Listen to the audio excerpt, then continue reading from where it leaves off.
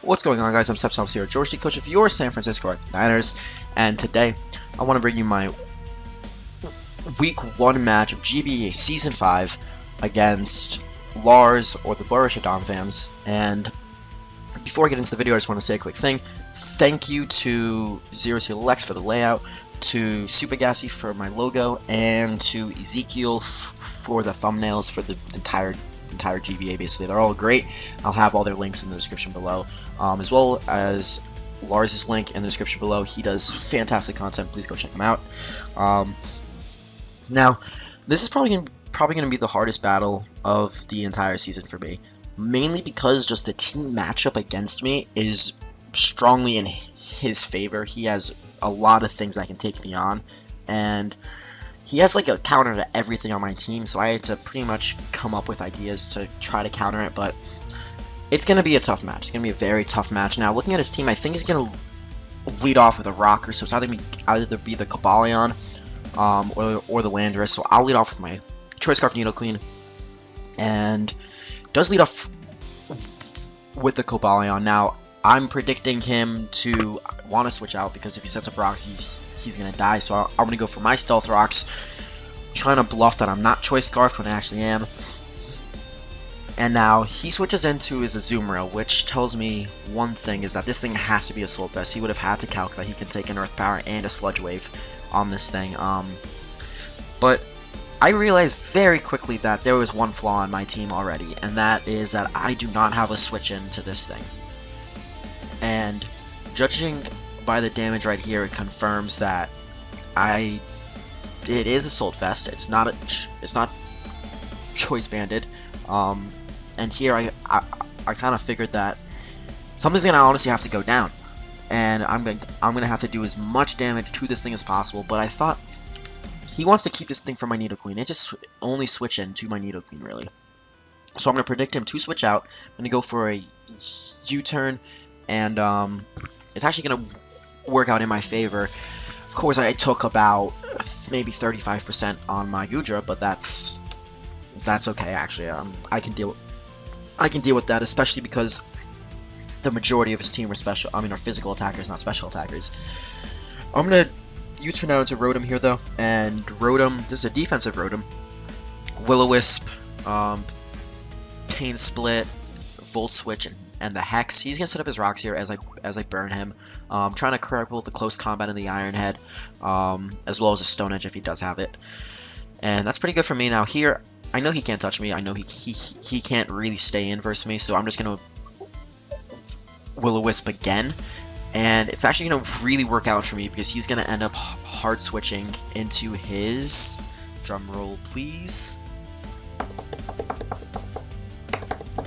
Landorus. And the play I make after this, I do burn the Landorus. Actually, no. This is just a redo of the battle, and on the first battle I burned the Landorus, so we decided just to wait, and we'll do it again, and he does burn me this, and I do burn him this time. So there was some disconnections going on, but we eventually finished the battle, which is good. But anyway, here I figured if he didn't have knockoff, he didn't not have a way of taking on my Rotom, so a knockoff would still do a lot to me even after he's burned, especially if he's physically invested. So I decided to Pain Split, predicting his knockoff, which would keep me at a nice amount of health, and then I can Hex on the next turn, because he can't really knock off my item. Instead, he ends up switching into Absol. Now, if I had gone for a third Will-O-Wisp there, that would have been a very clutch play on my part, but I played a little safer there, and I'm going to end up switching out here, going into my Togetic, as he does decide just to go for the very safe knockoff. I was afraid of the Pursuit, as well as the Sucker Punch, so I can't really stay in there, as well as I can't take a knockoff off this thing. Even though I'm physically defensive, it will OHKO me. That does a decent amount, actually, because I am especially defensive, to take on the Landorus more than anything else.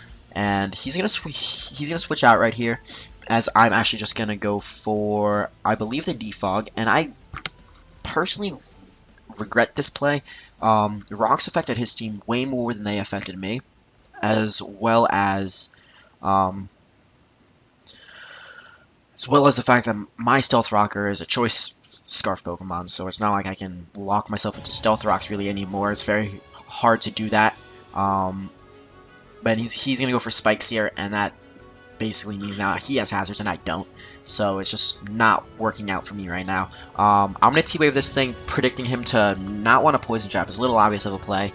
Now though, what I'm gonna do is I'm gonna switch out right here. I'm gonna go into my Rotom, which actually walls the vast majority of his team at this point. Landorus is burned, which means the knockoff can't really hurt me. This thing's 2 stabs can't hurt me.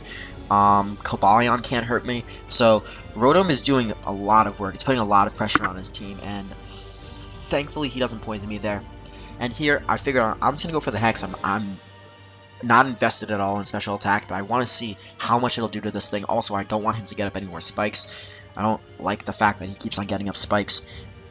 And I go for the Hex, and this actually does a lot of damage.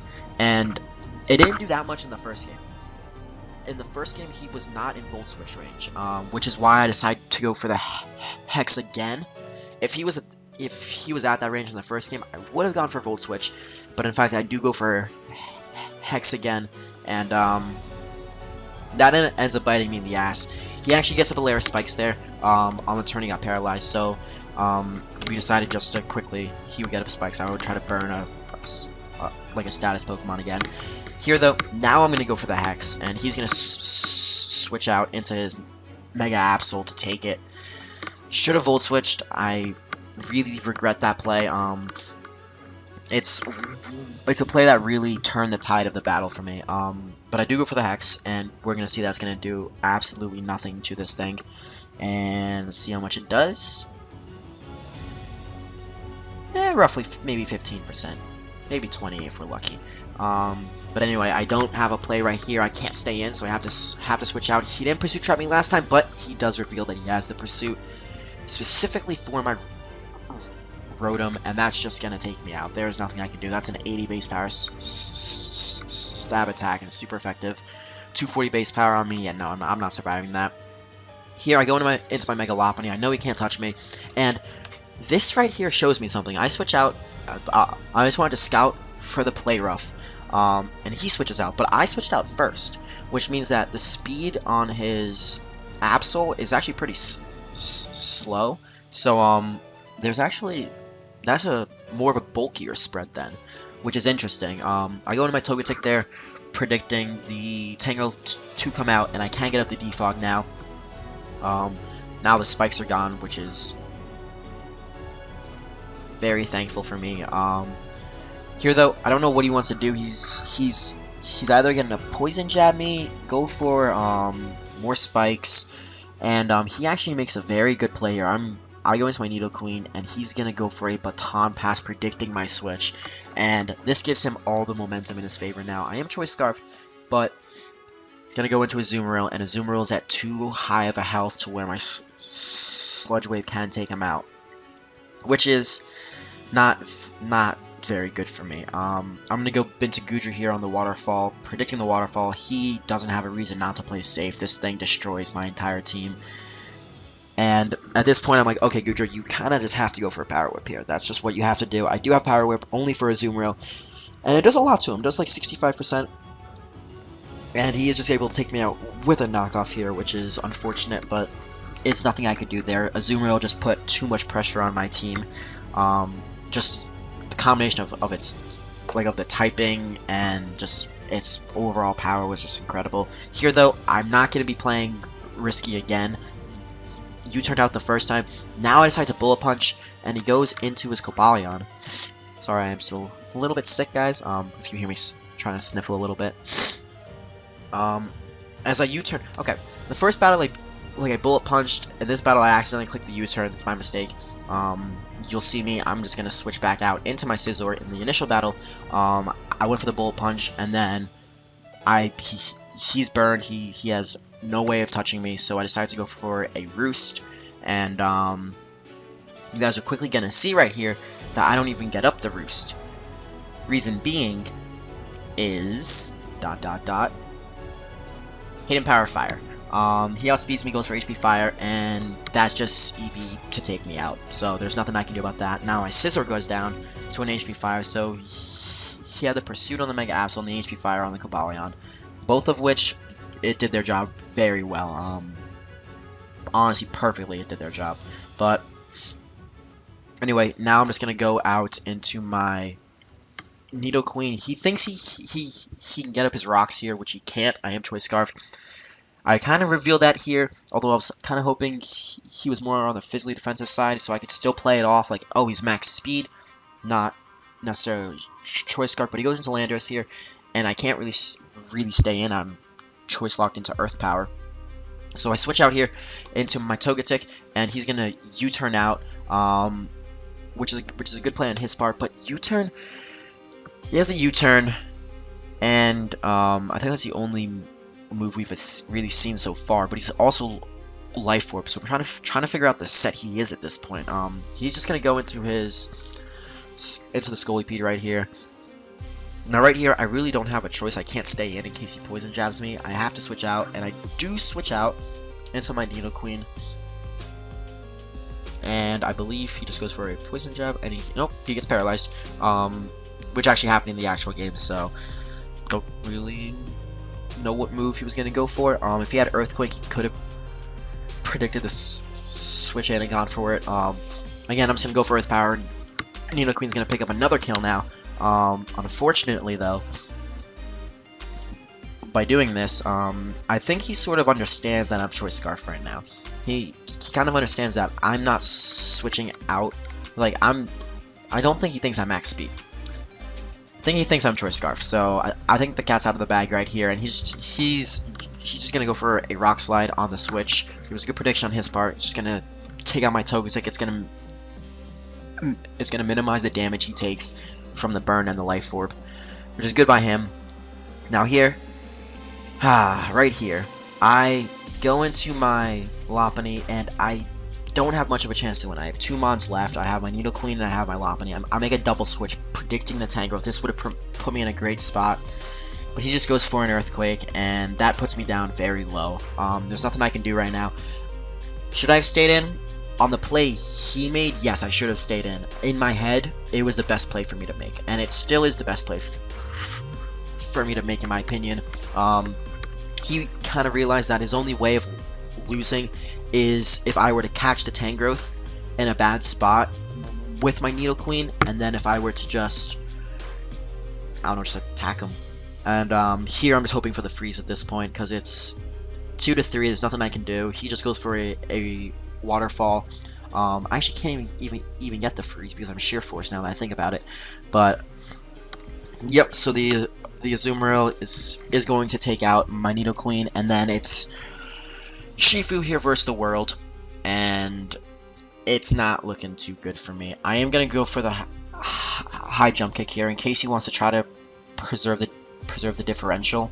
If he wants to keep the 3-0, he would go into Tangrowth right here. He decides just to go for Aqua Jet. Not going to risk anything, because there is a chance I can win still. It's a smaller chance, but there is a chance I can win. And the high jump kick is going to take out the Azumarill. And now he's just going to go out into his Tangrowth. And there's not really much more I can do at this point except for go for Ice Punch and hope for a freeze, which again, it's a 10% chance it'll happen, so there's not really much of a possibility of my victory here unless I get the 10% freeze, which would suck for Lars, honestly. He played a fantastic game. He played a good match, and he played the Pokemon that he needed to win, and that's exactly what's gonna happen. Spoilers, I don't get the freeze this turn, and that's gonna be the game for him. Oddly enough, that Ice Punch does a lot though on the switching and everything. Like I could have actually gone for Ice Punch again, against this thing, or just like 3 high jump kicks, and it would have taken him out.